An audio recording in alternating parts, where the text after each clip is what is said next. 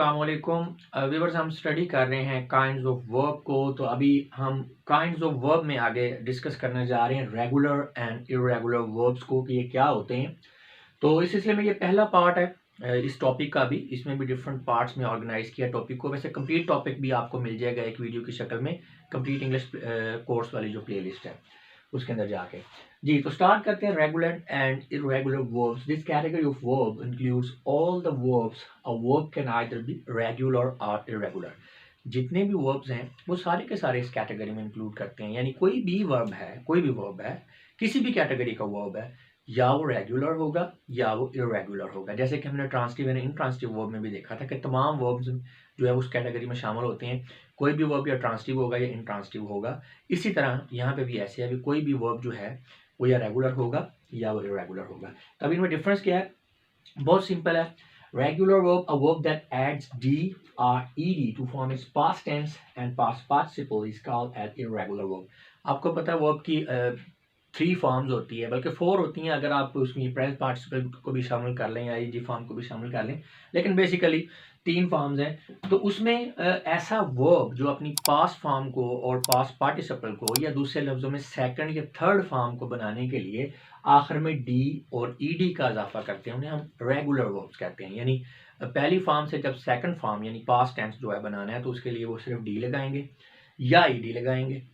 तो उसमें ईडी की सेंस ये है कि अगर ऑलरेडी उस वर्ड के आखिर में ई है तो डबल ईडी तो नहीं होगा ना। अगर पहले ही ई है उस वर्ब के आखिर में तो फिर सिर्फ डी लग जाएगा, अगर आखिर में ई नहीं है तो फिर ईडी लग जाएगा। तो उसमें यहाँ पे एग्जांपल आपके सामने है। कॉल से कॉल्ड एंड कॉल्ड। तो आप देख सकते हैं कि एंड पे कॉल के आखिर में ईडी लग गया है। अब यहाँ पे होप है, इसके आखिर में ई है तो ईडी नहीं है, HOP डबल ईडी नहीं है, जस्ट डी लगेगा। तो होप से होप, प्ले से प्लेड एंड लव से लव्ड। तो आप देख सकते हैं कि हर जो वर्ब है उसकी सेकंड एंड थर्ड फॉर्म में हमने क्या सिर्फ डी और ईडी, डी या ईडी को ऐड किया है तो उससे उसकी सेकंड और थर्ड फॉर्म बन गई है। तो ये सारे वर्ब्स जो है रेगुलर वर्ब्स कहलाते हैं। और इर्रेगुलर वर्ब्स इसके उल्ट है, यानी कि जो अपनी सेकंड एंड थर्ड फॉर्म को बनाने के लिए डी या ईडी जो है उसका इजाफा नहीं करते, बल्कि वो डिफरेंट होती हैं। अभी देखते हैं। अ verb that doesn't add D or ed to form its past tense and past participle is called as irregular verb। जैसे कि अब रन है तो रन के बाद जैसे वहां पे था रन एंड रन, इस तरह की कोई सिचुएशन नहीं है। रन के बाद रैन है, इसकी सेकंड फॉर्म थर्ड फॉर्म फिर रन है। इसी तरह गो है तो गो में अब अगर डी लगाएं तो गॉड एंड गोडेड, इस तरह से तो कोई सिचुएशन नहीं। इर्रेगुलर वर्ब है, इनकी फॉर्म्स को आपको जुबानी जो है याद करना पड़ेगा, मेमोराइज करना पड़ेगा। तो गो, वेंट, गॉन। इसी तरह सिंग, सैंग, संग and come, came and come. तो ये डिफरेंट जो वर्ब्स हैं विद देयर फॉर्म्स, इसके लिए अलग एक वीडियो बनाई है ऑब्जेक्टिव पोर्शन वाले जो हमारी वीडियोस हैं उसके अंदर। तो वहां से आप इनको याद कर सकते हैं, मेमोराइज कर सकते हैं। तो यहाँ इस वीडियो में जस्ट यही बताना था कि रेगुलर एंड इर्रेगुलर वर्ब जो है इसका डिफरेंस क्या होता है। अच्छा, इसके बाद एक और चीज़ है। Irregular verbs are further classified into 3 types on the basis of difference in their 3 forms. जो इर्रेगुलर वर्ब्स हैं उनकी फिर हम आगे क्लासिफिकेशन करते हैं 3 कैटेगरीज में। वो इसी तरह से होगी ना, ये आपको कैसे पता लगेगा रन के जो है वो रैन है, या क्या रूल्स हैं। जैसे गो से वेंट और गॉन हम क्यों उसको कर लेते हैं, दूसरों को ऐसे क्यों नहीं है, हर वर्ब डिफरेंट क्यों लगता है।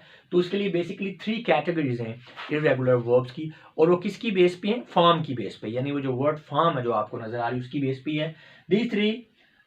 These types are discussed in next video, the link for which is shared in the description। जी, तो नेक्स्ट पार्ट में हम इरेगुलर वर्ब की टाइप्स को स्टडी करेंगे। लिंक नीचे डिस्क्रिप्शन के अंदर शेयर कर दिया है उस वीडियो का।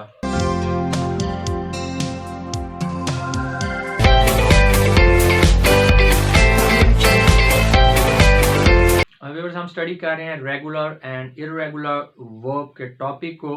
बेसिकली हम स्टडी कर रहे हैं काइंड्स ऑफ वर्ब को। तो ये एक नई कैटेगरी उसके अंदर चल रही है, और रेगुलर एंड इरेगुलर वर्ब का ये सेकंड पार्ट है, सेकंड वीडियो है, जिसके अंदर हम ये जानने की कोशिश करेंगे कि जो इर्रेगुलर वर्ब होता है उसकी टाइप्स कौन कौन सी होती हैं।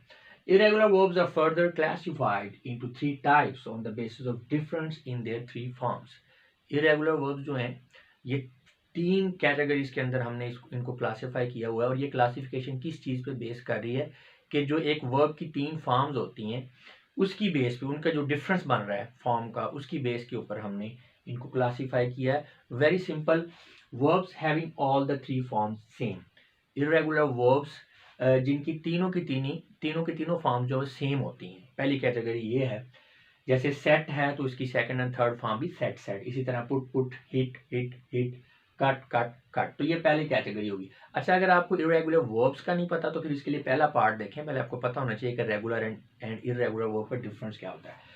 सेकंड कैटेगरी क्या है इरेगुलर वर्ब की, verbs having 2 out of 3 forms are same, तो 3 फॉर्म्स हैं। पहली कैटेगरी में तमाम फॉर्म सेम है, सेकंड कैटेगरी में 3 में से 2 फॉर्म सेम होगी, तीसरी डिफरेंट होगी। और जो तीसरी कैटेगरी है रेगुलर वर्ब की, उसमें तमाम की तमाम फॉर्म जो है एक दूसरे से डिफरेंट होंगी, यानी तीनों फॉर्म जो डिफरेंट होगी। तो इनके एग्जांपल्स को देख लेते हैं। तो सेकंड कैटेगरी है verbs having 2 out of 3 forms are same, like breed bred bred, build built built, beat beat beaten, think thought thought. तो आप देख सकते हैं पहली फॉर्म डिफरेंट है, आखिर वाली जो दोनों फॉर्म्स हैं वो सेम है। तीसरी कैटेगरी में तीनों फॉर्म्स डिफरेंट होगी, जैसा कि नो न्यू नोन, सिंग सैंग संग, go and gone, fall fail Fallon and drive drove driven. तो यहाँ पे आप देख सकते हैं कि तीनों की तीनों फॉर्म्स डिफरेंट हैं। तो एक बार इन फॉर्म्स को, इरेगुलर वर्ब्स की फॉर्म्स हैं, इनको आपको मेमोराइज करना पड़ेगा। बार बार आप प्रैक्टिस करेंगे और उनको मेमोराइज करेंगे तो फिर ये आपके जहन में रहेंगी। और इसमें आपका मसला भी हमने हल कर दिया है, इसके ऊपर हमने बनाई है ऑब्जेक्टिव पोर्शन भी है हमारा, तो उसके अंदर जो है हमने एक लिस्ट दी है फॉर्म्स की, रेगुलर एंड इरेगुलर वर्ब्स की, उनकी तीनों जो फॉर्म्स हैं वो दी हुई हैं, तो आप वहाँ से इनको याद कर सकते हैं।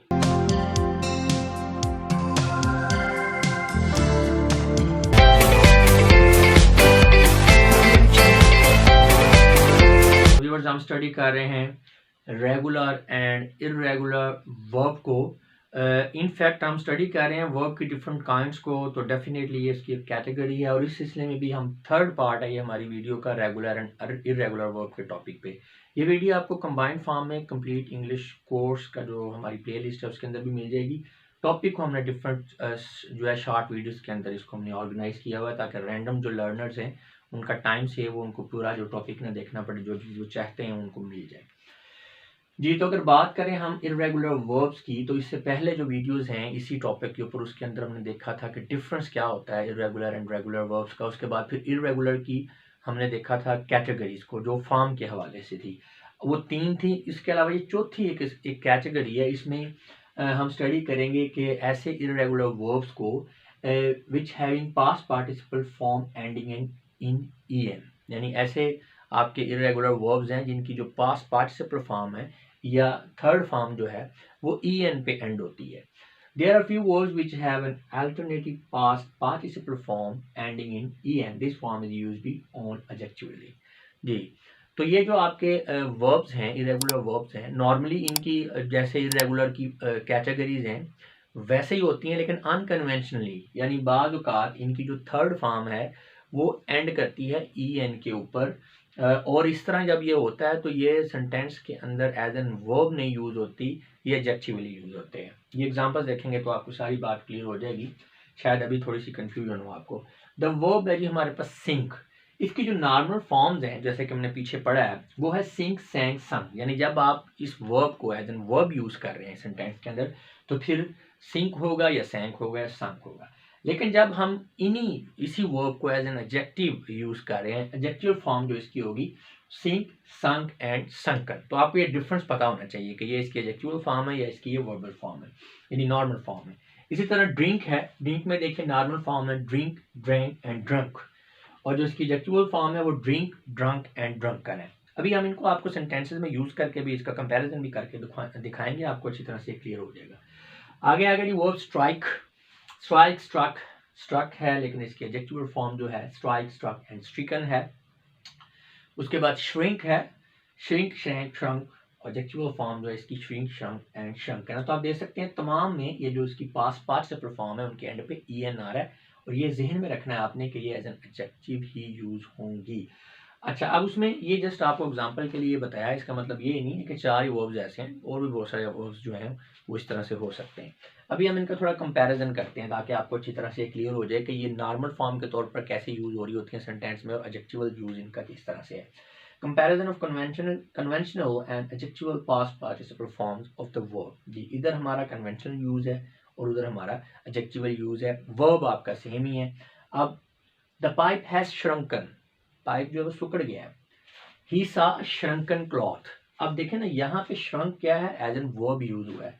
यहाँ पे जो वर्ड श्रंकन है ये क्लॉथ को क्वालिफाई कर रही है, एज एन एडजेक्टिव यूज हुआ है, तो लिहाजा ये इसकी कन्वेंशनल फॉर्म है और वो इसकी एडजेक्टिवल फॉर्म है श्रिंक की। इसी तरह द बोट हैज संक, कश्ती डूब चुकी है। अब संक जो है ये जो है वर्ब की फॉर्म है यहाँ पे, बट अगर हम देखें it was a sunken luggage, ये डूबा हुआ सामान था। अब संकन लगेज को क्वालिफाई कर रहा है, एज एन एडजेक्टिव यूज हुआ है। इसी तरह the statement was proved wrong, जो है वो आपकी स्टेटमेंट गलत साबित हुई। प्रूव यहाँ पे वर्ब है, लेकिन no doubt it was a proven fact. अब फैक्ट को ये आपका क्वालिफाई कर रहा है, प्रूवन तो ये यहाँ पे एडजेक्टिव है। तो the metal has been melted, ठीक है, जो आपकी मेटल है वो मेल्ट हो चुकी है। लेकिन यहाँ पे a molten iron was placed between cracks, जो दरारें हैं उनके दरमियान क्या है जी, पिघला हुआ लोहा जो है वो रख दिया गया था। अब यहाँ पे मेल्ट है, मेल्ट से मेल्टेड, लेकिन यहाँ पे मोल्टन है तो वहां पे ये आयरन को क्वालिफाई कर रहा है, तो इसलिए ये एडजेक्टिव है। तो आप देख सकते हैं कि वर्ब की वो फॉर्म यानी जो अनकन्वेंशनल फॉर्म है या एडजेक्टिवल जो यूज होता है वर्ब का, उसमें जो इरेगुलर वर्ब्स हैं उनकी जो थर्ड फॉर्म होती है, पास्ट पार्टिसिपल फॉर्म होती है, वो en ले लेती है यानी आखिर में। और ये बात आपने जहन में रखनी है कि ये एज एन वर्ब नहीं यूज होती, ये इनका एडजेक्टिवल यूज होता है, या किसी न किसी नॉन या प्रोनाउन को क्वालिफाई कर रही होती हैं।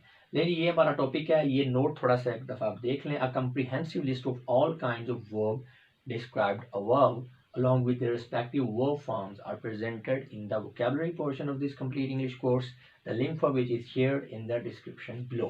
जी, ये तो आपको इंट्रोड्यूस करवा रहे हैं ना चीज़ें। अब ये वर्ब्स की पूरी लिस्ट है जो आपने मेमोराइज करनी है, क्योंकि इनको मेमोराइज करने के अलावा, क्रैम करने के अलावा आपके पास चारा नहीं है, ये आपको याद ही करनी पड़ेगी डिफरेंट वर्ब फॉर्म्स। उसका तरीकाकार ये है कि रट्टा ना लगाएं, मतलब क्रैम करने का मतलब है कि आपने मेमोराइज करना है, लेकिन रट्टा नहीं लगाना, वरना वो भूल जाएंगी। आप क्या करें, उनको रेपिटेशन में पढ़ें, यानी वर्ब की फॉर्म्स पढ़ें, फिर पढ़ें, फिर पढ़ें, फिर पढ़ें।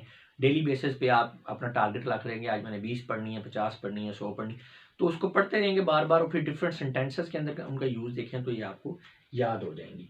तो ये हमने सेपरेट लिस्ट जो है, आपको पता है कि ये हमारा थ्योरी वाला चल रहा है कोर्स, इसके अलावा वोकैबुलरी वाला कोर्स भी है, जिन्हें हमने थ्योरी के टॉपिक के साथ को रिलेट किया हुआ है। जैसे अभी हम regular and irregular verb study कर रहे हैं, तो इनकी जो कंप्लीट एक लिस्ट है वोकैबुलरी वाली, जिसमें वर्ब और उनकी डिफरेंट फॉर्म्स दी गई हैं, वो हमने ऑब्जेक्टिव पोर्शन में की है, और उसका लिंक नीचे डिस्क्रिप्शन में लिख दिया है, तो आप वहां से वो याद कर सकते हैं देख के।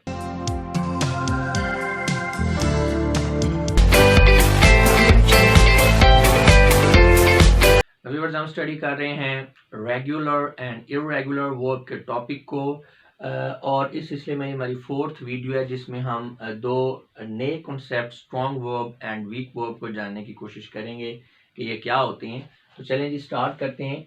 Sometimes the term weak verbs and strong verbs are used to explain regular and irregular verbs respectively. ये बाज़ औक़ात हम ऐसा करते हैं कि जो वीक वर्ब हैं, यानी रेगुलर वर्ब के लिए वीक वर्ब का वर्ड यूज़ करते हैं, और इरेगुलर वर्ब के लिए स्ट्रॉन्ग वर्ब का वर्ड यूज़ करते हैं। But always keep in mind that the terms weak verb and regular verb are not interchangeable.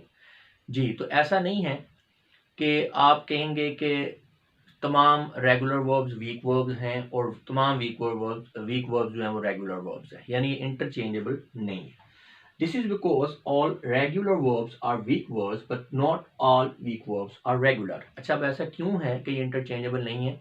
उसकी वजह यह है कि तमाम के तमाम रेगुलर वर्ब्स को हम शामिल करते हैं वीक वर्ब्स की कैटेगरी के अंदर, लेकिन तमाम के तमाम वीक वर्ब्स जो हैं वो ज़रूरी नहीं है कि वो रेगुलर वर्ब्स हों, इसलिए ये इंटरचेंजेबल नहीं है।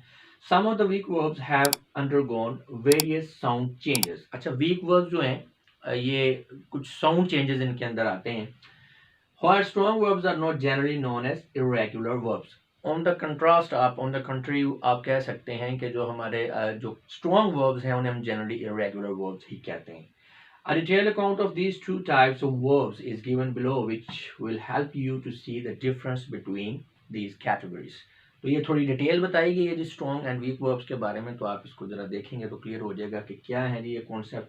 तो बात करते हैं सबसे पहले वीक वर्ब की। A weak verb is a verb the base form of which is changed into its simple past and past participle form by the addition of t and t। यानी आपका वीक वर्ब एक ऐसा verb होता है जिसकी जो base form होती है, या कह लें first form of the verb से सेकंड और थर्ड फॉर्म जो है वो किस तरह से बनती है कि उसके आखिर में हम डी लगाएंगे या टी लगाएंगे। All regular verbs are weak verbs, but not all the weak verbs are regular verbs because some weak verbs are also irregular verbs.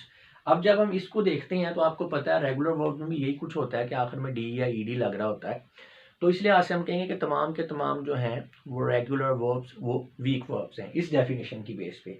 लेकिन हम ये नहीं कह सकते कि वीक वर्ब्स जो हैं वो भी सारे के सारे रेगुलर हैं, क्योंकि कुछ वीक वर्ब्स ऐसे हैं जो कि इरेगुलर भी हैं। अभी हम नेक्स्ट एग्जांपल करेंगे तो आपको पता चल जाएगा। For English language concept of regular and irregular verbs should be followed rather than weak and strong verbs because these terms are used in the study of Germanic languages। जी, English पढ़ते हुए हम वीक वर्ब और strong verb का जो है वो ज़्यादा यूज़ नहीं करते वर्ड। शायद बहुत से लोगों में से आप में से बहुत से लोगों ने सुना भी पहली दफ़ा होगा। एज एन इंग्लिश लर्नर या एज एन इंग्लिश स्पीकर हम फॉलो करते हैं रेगुलर एंड इरेगुलर वर्ब को ही, क्योंकि ये जो strong verb and weak verb हैं ये हिस्सा हैं जर्मैनिक लैंग्वेजेस को जब हम स्टडी करते हैं तो उसमें यूज़ होता है। अब जर्मैनिक लैंग्वेजेस आप कह लें कि पुरानी लैंग्वेजेस हैं, नेटिव लैंग्वेजेस हैं, ये बेसिकली फैमिली है एक लैंग्वेजेस की जो कि इंडो यूरोपियन जो है एरिया उसके अंदर ये यूज़ होती है। ये इंडो यूरोपियन लैंग्वेज की फैमिली है। तो ये mostly northern America, southern Africa हो गया, ओशनिया और यूरोप वगैरह में ये यूज़ होती हैं। तो इसमें moreover weak verbs and strong verbs are mostly related with spoken languages rather than written. जी, तो ये भी है कि जो स्ट्रॉन्ग और वीक वर्ब का कॉन्सेप्ट है ये मोस्टली स्पोकन इंग्लिश के अंदर हम यूज़ करते हैं। रिटन इंग्लिश में हमने रेगुलर एंड इरेगुलर वर्ब के कॉन्सेप्ट को ही यूज़ करना है।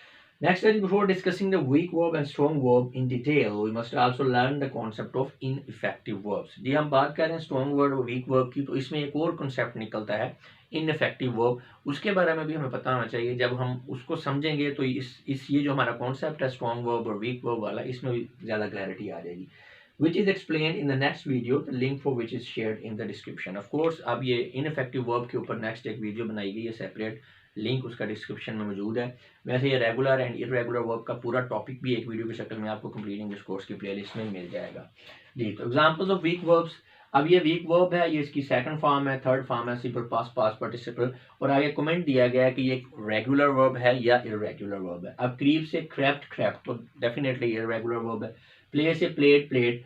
अब ये प्ले आपका वीक वर्ब भी है और ये रेगुलर वर्ब भी है, और क्रीप जो है ये आपका वीक वर्ब भी है और इरेगुलर वर्ब भी है। तो वो जो सारी हमने डिस्कशन की है कि वीक वर्ब रेगुलर भी हो सकते हैं और इरेगुलर भी हो सकते हैं, लेकिन तमाम रेगुलर वर्ब जो हैं वो वीक वर्ब होंगे। जैसे put, put, put irregular verb है। प्ले, ये प्ले रिपीट हो गया, sorry.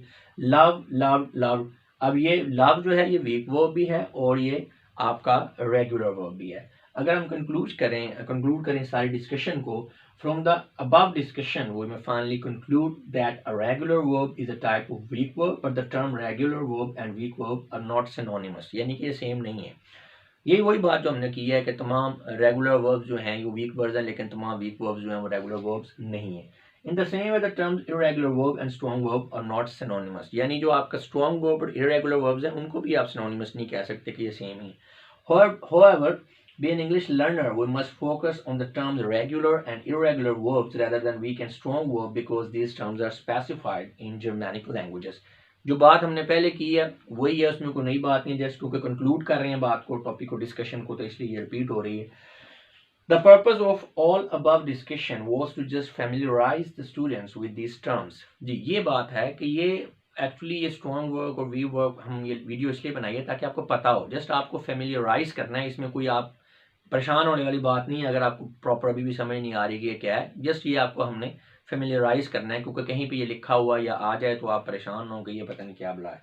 So we may conclude that the term weak verb includes our regular verbs but also a lot of irregular verbs। On the other hand, most of the irregular verbs are also the strong verbs। वही वाली बात कि तमाम आपके जो week verb regular verbs हैं week verbs हैं, लेकिन जो तमाम आपके वीक वर्ब्स हैं वो रेगुलर वर्ब्स नहीं है, क्योंकि कुछ आपके वीक वर्ब्स बल्कि बहुत सारे आपके वीक वर्ब्स जो हैं वो इरेगुलर वर्ब्स भी हैं।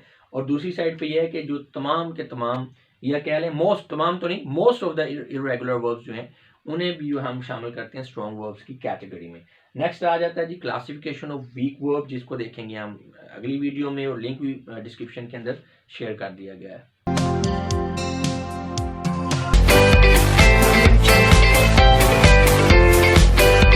व्यूअर्स, हम स्टडी कर रहे हैं रेगुलर एंड इरेगुलर वर्ब के टॉपिक को, और इस सिलसिले में ये हमारी 6th वीडियो है, जिसके अंदर हम जानने की कोशिश करेंगे कि इनफेक्टिव वर्ब्स क्या होते हैं। Weak verb is not only specified to Germanic language. इससे पहले वीडियो में हमने जर्मैनिक लैंग्वेज के बारे में डिटेल में बात कर ली है, तो हम वीक वर्ब को सिर्फ ये नहीं कह सकते कि ये सिर्फ जर्मैनिक लैंग्वेजेस के साथ ही स्पेसिफाई होते हैं। Sometimes in English language weak verbs are also called as infective verb. यानी इंग्लिश लैंग्वेज के अंदर बाज़ औक़ात हम वीक वर्ब को ही इनफेक्टिव वर्ब्स कहते हैं। बेसिकली आप कह सकते हैं कि इनफेक्टिव वर्ब मतलब है वीक वर्ब, लेकिन अब फ़र्क क्या है कि आप वीक वर्ब को क्यों कहते हैं इनफेक्टिव वर्ब, ये चीज़ हमने देखनी है। Infective in a sense that such verbs can not convey the complete idea without the help of some other words. Infective इसलिए कहते हैं कि ये जो वर्ब्स होते हैं ये अकेले मैसेज को कम्प्लीटली कन्वे नहीं कर पाते, उनको ऐसा करने के लिए कुछ और वर्ड्स की ज़रूरत होती हैं। इनइफेक्टिव का मतलब ये होता है कि आप कह लें कि कारीगर नहीं है या असर नहीं रखता, यानी उसके नाम से भी ये बात क्लियर हो रही। Alia looked at her rival, Alia ने अपने राइवल की तरफ देखा। अच्छा, यहाँ पे अब बाज़ औक़ात ऐसे भी लगता है यार ये सेंस तो कंप्लीट है कि वो देख रही है, नहीं, पूरी स्टोरी नहीं समझ आ रही, गौर करें ज़रा। In above sentence, the verb looked is ineffective because it doesn't describe why or how Alia looked at her rival. हाँ जी, सेंस जो है ना कंप्लीट नहीं है, स्टोरी पूरी समझ में नहीं आ रही कि आलिया ने अपने राइवल की तरफ देखा तो है, लेकिन कैसे देखा है और क्यों देखा है, ये चीज़ समझ में नहीं आ रही, तो लिहाजा हम कह सकते हैं कि ये भी सेंस कंप्लीट नहीं है। अगला देखें, look further, Alia looked at her rival angrily, ठीक है, गुस्से से देखा ना अपने राइवल की तरफ। तो अब यहाँ पे बिल्कुल पूरी कहानी समझ में आ रही है, पूरा जो मैसेज है वो कन्वे हो रहा है। Now the sense is complete to great extent as the verb look took another word angrily to convey the complete sense, so we may say that it is ineffective verb। जी, तो आप देख सकते हैं कि यहाँ पे अकेला लुक जो है चूंकि मैसेज को नहीं कन्वे कर पाया, इसने एडिशनली एक एंग्रीली वर्ड को साथ लिया है, तो पूरा मैसेज कन्वे हुआ है, इसलिए हम कहते हैं कि अकेला जो है ये इनइफेक्टिव है, और इसे वीक वर्ब भी कहते हैं। और weak verb in a sense that it can not convey the complete sense when alone. वही वाली बात कि जब ये अकेला तो मैसेज को कंप्लीट नहीं कर सकता। लुक सिमिलरली, अब यहाँ पे देखें एक और सेंटेंस है, she glared at his rival, उसने अपने राइवल की तरफ घूर के देखा। आप देखें ना, बात वही है, लेकिन यहाँ वहाँ पे लुक जो है वो मैसेज कन्वे नहीं कर रहा था, उसको साथ वर्ड लेना पड़ा एंग्रीली। ये मैसेज पूरा कन्वे कर रहा है, इसको किसी वर्ड की जरूरत नहीं है, क्योंकि ये स्ट्रॉन्ग वर्ड है। ग्लेयर, ग्लेयर का मतलब ये होता है कि देखा बड़े गुस्से से और बड़ा घूर के देखा। तो here the sense is complete because the verb glared is strong enough that it do not require some other words to complete the sense. यानी इसे सेंस को कंप्लीट करने के लिए किसी और वर्ड की जरूरत नहीं है, ये अकेला ही मतलब पूरा मैसेज कन्वे हो रहा है, आपको पूरी फील आ रही है कि अच्छा जी ग्लेयर किया उसने, बड़े घूर के देखा। So we may say that the verb glared is effective। अब look वहां पे क्या था, इनइफेक्टिव था, क्योंकि वो अकेले मैसेज नहीं कन्वे कर पा रहा था, ये अकेला मैसेज कन्वे कर पा रहा है, तो लिहाजा हम कहेंगे कि यहाँ पे जो verb glare है ये इफेक्टिव है।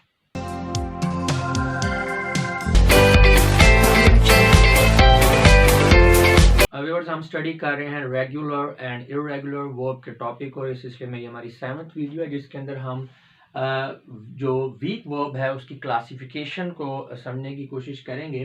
सबसे पहले तो आपको ये पता होना चाहिए कि what is a weak verb. अगर आपको ये नहीं पता तो इससे पहले एक वीडियो है, उसके अंदर डिटेल में इस पर डिस्कस की गई है, वहाँ से आप देख सकते हैं, लिंक नीचे डिस्क्रिप्शन में शेयर कर दिया गया है जी।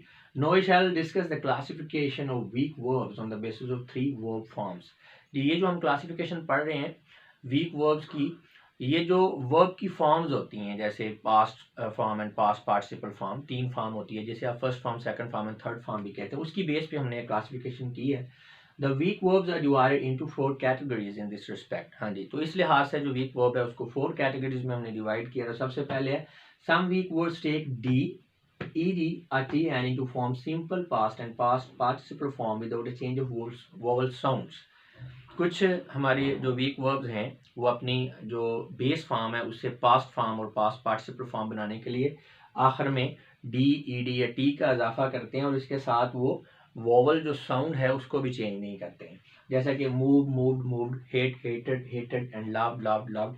तो ये तीनों रेगुलर वर्ब हैं और इसमें आप देख सकते हैं कि उन्होंने इसमें डी लिया है एंड पे इजाफी तौर पे पास्ट एंड पास्ट फॉर्म बनाने के लिए, और वोवल साउंड जो है ये भी चेंज नहीं हुई। नेक्स्ट है some weak verbs form past form with the addition of D or T but with the change of vowel sound.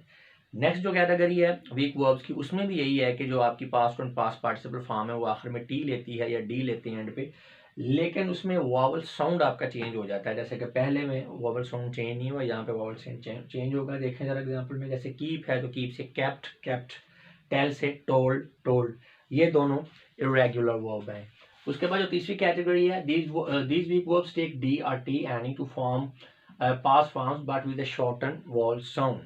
तो यहाँ पे भी लेना एंड पे उन्होंने डी है या ईडी है या टी है, तीनों कैटेगरीज में पहले में वॉवल साउंड चेंज नहीं होता, सेकंड में वॉवल साउंड चेंज होता है, और यहाँ पे जो वॉवल साउंड है वो शॉर्ट हो जाता है। अभी एग्जांपल देखेंगे तो क्लियर हो जाएगा। जैसे ब्लीड, तो ब्लीड से ब्लड, ब्लड आप देखते हैं कि शॉर्ट हो रहा है। इसी तरह मीट से मेट, मेट। तो ये आपके ये भी दोनों इरेगुलर वर्ब है।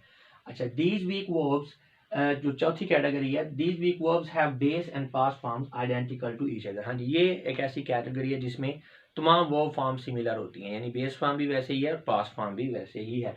जैसे कि set, set, set, put, put, put, यानी तीनों फॉर्म सेम है और ये दोनों भी इरेगुलर वर्ब्स हैं।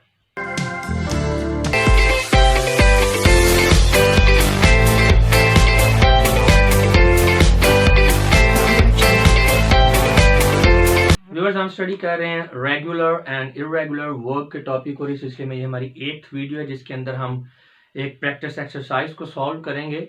ये आपका सेल्फ टेस्ट भी है। हमारे जो पुराने व्यूअर्स हैं उनको पता है कि किस तरह से हम काम कर रहे हैं, तो वो अपना काम स्टार्ट कर सकते हैं। नए लोगों को थोड़ा सा गाइड करना चाहूँगा। व्यूअर्स, हमारा तरीकाकार ये है कि हम अपने चैनल पर जब भी इंग्लिश के किसी टॉपिक को कवर करवाते हैं तो फिर उस टॉपिक से रिलेटेड एक या एक से ज़्यादा प्रैक्टिस एक्सरसाइजेस को सॉल्व करवाते हैं। उसमें स्टूडेंट्स के लिए बहुत ज़्यादा फ़ायदा है। एक तो ये है कि उनको प्रैक्टिस मटेरियल अवेलेबल हो जाता है और दूसरा उनकी एवेल्यूएशन हो जाती है। उन्हें समझ आ जाती है कि जो टॉपिक उन्होंने पीछे पढ़ा है उन्हें किस हद तक कवर हो गया है, किस हद तक उनके कॉन्सेप्ट जो क्लियर हो चुके हैं। तो उसमें तरीकाकार ये है, हमने पढ़ा है रेगुलर एंड इरेगुलर वर्ब के टॉपिक को। ये 35 क्वेश्चंस हैं या 35 सेंटेंसेस हैं। आपने इनको पास्ट टेंस में कन्वर्ट करना है। पास्ट टेंस में कन्वर्ट करना मींस कि जो वर्ब की फॉर्म है उसको आपने पास्ट फॉर्म में चेंज कर देना है, क्योंकि हम वर्ब की फॉर्म्स के हवाले से ही स्टडी कर रहे हैं। यहाँ पे आंसर्स भी दिए गए हैं, आपने वीडियो को पॉज करके स्क्रीनशॉट ले लेना है और उसके बाद आंसर्स को आपने छुपा लेना है, इनको नहीं देखना। आपने खुद से सॉल्व करना है एक्सरसाइज को, फिर बाद में अपने आंसर को यहाँ पे दिए आंसर्स के साथ मैच कर लेना है। आपका रिजल्ट आपके सामने होगा। अगर तो इट्स सेटिस्फैक्ट्री तो आप आगे मूव कर सकते हैं, वरना आप इसका मतलब अगर वो सेटिस्फैक्ट्री नहीं है, ज़्यादा गलतियाँ और इट मीन्स कि आपको इस टॉपिक को दोबारा से समझने की ज़रूरत है। इसके अलावा कुछ एडिशनल इन्फॉर्मेशन मैं प्रैक्टिस एक्सरसाइजेस के हवाले से आप लोगों से शेयर करना चाहता हूं, लेकिन वो बार बार जो है वीडियोस में शेयर करने से बेहतर है कि मैं एक वीडियो का लिंक नीचे दे देता हूं जिसके अंदर मैंने डिटेल में इसके हवाले से बात की है। तो आप उस वीडियो को ज़रूर एक मरतबा देख लें अगर आप पहली दफ़ा जो है इस चैनल पर आए हैं। तो उसमें बड़ी डिटेल में मैंने बताया है कि ये प्रैक्टिस एक्सरसाइजेस हम क्यों कर रहे हैं, इसका फ़ायदा क्या है, और भी बहुत सी एडिशनल इन्फॉर्मेशन है। जब आप उस वीडियो में जाएंगे तो आपने उसका जो पीछे कंटेंट है उसमें नहीं जाना, आपने जस्ट मेरी बात सुननी है जो कि मैं प्रैक्टिस एक्सरसाइजेस को सॉल्व करवाने के हवाले से या इंग्लिश लैंग्वेज को सीखने में प्रैक्टिस का क्या क्या किरदार है, इस हवाले से बात कर रहा हूँ। तो आपने उसी चीज़ को सुनना है। तो चलें जी, स्टार्ट करें। Wish you good luck. Viewers, हम स्टडी कर रहे हैं रेगुलर एंड इरेगुलर वर्ब के टॉपिक को, और इस वीडियो में हम इस टॉपिक से रिलेटेड एक प्रैक्टिस एक्सरसाइज को सॉल्व करने की कोशिश करेंगे। हमारे पुराने व्यूअर्स को पता है कि हम किस तरह से काम कर रहे हैं, तो अपना काम स्टार्ट कर सकते हैं। नए लोगों को थोड़ा सा गाइड करना चाहूँगा। व्यूअर्स, हम अपने चैनल पे इंग्लिश को इस तरीके से पढ़ा रहे हैं कि जब भी हम किसी टॉपिक को कवर करवाते हैं तो उसके बाद उस टॉपिक से रिलेटेड एक या एक से ज़्यादा प्रैक्टिस एक्सरसाइजेस को ज़रूर सॉल्व करवाते हैं। उसका फ़ायदा एक तो ये हो जाता है कि प्रैक्टिस मटेरियल स्टूडेंट्स को अवेलेबल हो जाता है, और दूसरा ये है कि उनकी सेल्फ एवेल्यूएशन हो जाती है कि जो उन्होंने पढ़ा है किस हद तक उन्हें क्लियर हो चुका है। तो बिल्कुल उसी तरह अभी रेगुलर एंड इरेगुलर वर्ब का हमारा टॉपिक कंप्लीट हुआ है, तो उसके बाद हम ये दो प्रैक्टिस एक्सरसाइजेस सॉल्व कर रहे हैं। इससे पहले एक प्रैक्टिस एक्सरसाइज और ये सेकंड प्रैक्टिस एक्सरसाइज है। ये आपका सेल्फ टेस्ट भी है क्योंकि यहाँ पे आंसर की भी दी हुई है, और आप अपने रिजल्ट को यहाँ पे दिए गए रिजल्ट के साथ मैच करके आप अपना रिजल्ट जो है निकाल सकते हैं। उससे आपको समझ आ जाएगी। अगर रिजल्ट अच्छा है मीन्स कि आपको टॉपिक क्लियर हो गया है, अगर आपका रिजल्ट पुअर है तो आपको इस टॉपिक को मज़ीद समझने की ज़रूरत है। इसके अलावा कुछ एडिशनल इन्फॉर्मेशन मज़ीद प्रैक्टिस एक्सरसाइजेस के हवाले से मैं आप लोगों से शेयर करना चाहता हूँ, जिसमें मैं आपको ये बताना चाहता हूँ कि क्यों हमने ये सिलसिला शुरू किया है प्रैक्टिस एक्सरसाइजेस का, इसका क्या फ़ायदा है और किस तरह से हमने काम करना है, और ओवरऑल जो है प्रैक्टिस का रोल क्या है इंग्लिश लैंग्वेज को लर्न करने के लिए। तो ये सारी चीज़ें आपसे मैं शेयर करना चाहता हूँ, लेकिन ये बार बार रिपीट होती हैं, इसलिए अब हर वीडियो में इसको मैं नहीं बता रहा। तो मैंने एक लिंक नीचे शेयर कर दी है डिस्क्रिप्शन के अंदर, वो भी एक प्रैक्टिस एक्सरसाइज है जो मैंने स्टार्ट में पीछे सॉल्व करवाई है, उसके अंदर मैंने डिटेल में बात की हुई है। तो आप अगर मज़ीद इन्फॉर्मेशन लेना चाहते हैं प्रैक्टिस एक्सरसाइज के बारे में, बल्कि मेरी ये रिकमेंडेशन होगी कि आप ज़रूर लें, तो आप उस लिंक पे जाके उस वीडियो के अंदर जो मैंने बातें की हैं प्रैक्टिस एक्सरसाइज के हवाले से वो सुन सकते हैं।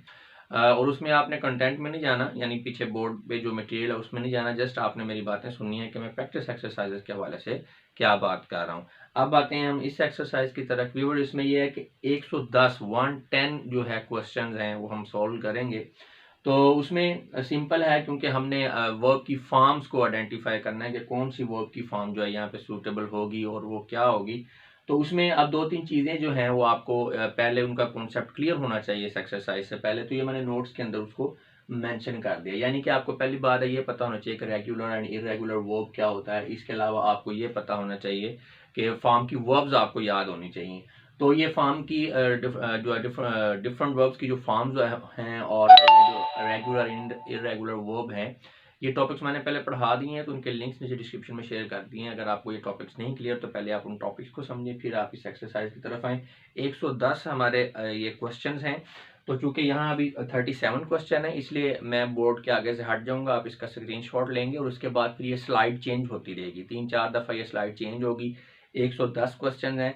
जो लास्ट स्लाइड होगी वो आंसर्स की वाली होगी, तो वो भी आपने उसका भी स्क्रीन शॉट ले लेना है। तो वो आपके सामने आपके आंसर्स हैं। आप यहाँ पे पहले अपनी एक्सरसाइज को सॉल्व कर लेंगे, फिर अपने आंसर्स को वहाँ पे दिए गए आंसर के साथ मैच कर लेंगे, आपका रिजल्ट आपके सामने होगा। अब इस तरह से है कि ये जो ब्लैंक्स हैं इनको फिल करना है, ऊपर क्वेश्चन में भी लिख दिया गया है और साथ में वर्ब दे दिया गया है। ये जो रेड इंक के अंदर ब्रैकेट्स के अंदर जो है ये वर्ब है, आपने इस वर्ब को यूज करना है, लेकिन इसकी एग्जैक्ट कौन सी फॉर्म सेंटेंस की सेंस के मुताबिक यूज होनी है, आपने बेसिकली ये चीज देखनी है।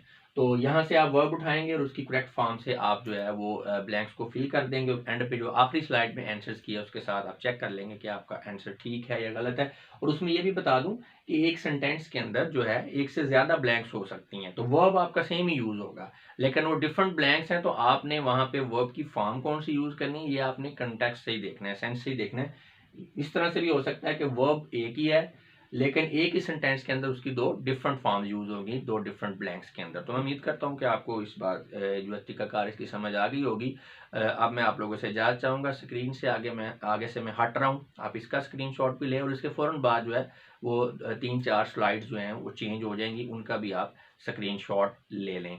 अब मैं आप लोगों से इजाज़त चाहूँगा और ये आप स्क्रीनशॉट ले लें।